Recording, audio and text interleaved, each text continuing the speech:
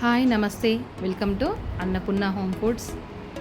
ఈరోజు ఇంట్లోనే హలీం ఎలా తయారు చేయాలో చూపిస్తాను. నేను చికెన్తో చేస్తున్నాను. దాన్ని హారీస్ అంటారు. చికెన్ హలీంకి కంపల్సరీగా ఫ్రైడ్ ఆనియన్స్ ఉండాలి. అందుకే ఫస్ట్గా అవే ప్రిపేర్ చేస్తున్నాను.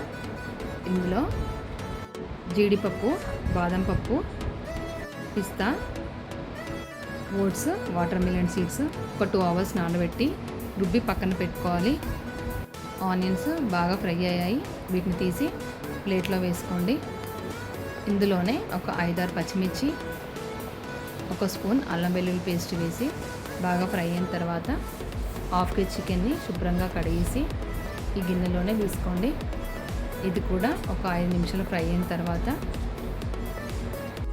1/2 స్పూన్ పసుపు, తగినంత ఉప్పు,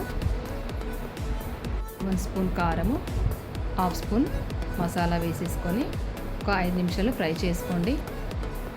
ఇందులో వాటర్ కూడా ఇంకిపోయే వరకు ఫ్రై చేసుకుంటే చికెన్ హలీం అనేది టేస్టీగా ఉంటుంది. అందులోనే కప్పు పుదీనా ఆకులు, 1/2 కప్పు పెరుగు కూడా వేసేసి ఇంకొక 5 నిమిషాలు ఫ్రై చేసుకోండి. 1/2 స్పూన్ చికెన్ మసాలా కూడా వేసేసి కొన్ని ఆనియన్ వేసుకొని అందులోనే నానబెట్టుకున్న పప్పులన్నింటినీ కూడా వేసేసుకొని మిక్సీ పట్టిన జీడిపప్పు పేస్ట్ని కూడా వేసేసుకొని 5 నిమిషాలు ఫ్రై అయిన తర్వాత కప్పు వాటర్ కూడా వేసేసి 7-8 విజిల్స్ వచ్చే వరకు మూత పెట్టేసుకోండి. మీకు ఏమేమి పప్పులు నానబెట్టాలో చూపించలేదు.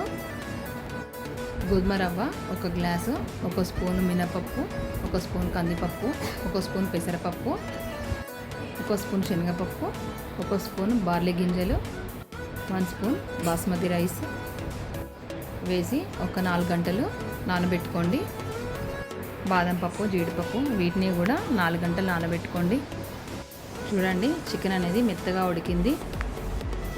దీన్ని మిక్సీలో కూడా వేసేసుకొని రుబ్బుకోవచ్చు, లేదా చేత్తోనైనా పప్పు గుత్తితో అనుకున్న మెత్తగా అవుతుంది. కానీ నేను మిక్సీలోనే వేసానండి. రుబ్బిన తర్వాత ఇలా స్టవ్ మీద పెట్టేసుకొని అందులో ఒక 1/2 కప్పు పాలు, కసూరి మేతి, కొంచెం కొత్తిమీర, నెయ్యి కూడా వేసేసుకుంటూ కలుపుకుంటూ ఉండండి. అందులోనే ఫ్రైడ్ ఆనియన్స్ కూడా వేసేసి కొంచెం ఉప్పు కూడా పడుతుందండి, అది కూడా వేసేసుకొని కలుపుతూ ఉండండి, లేకపోతే అడుగంటుతుంది. నెయ్యిలో కొంచెం జీడిపప్పు కూడా వేయించుకొని ఇలా వేసేసుకోండి. మంచి స్మెల్ కూడా వస్తుంది. ఇలా మనం ఇంట్లో చేసుకుంటే ఆ తృప్తి వేరండి. బయట కొనుక్కొస్తే అంత నీట్గా చేస్తారో లేదా అని చెప్పి తినాలనిపించదు.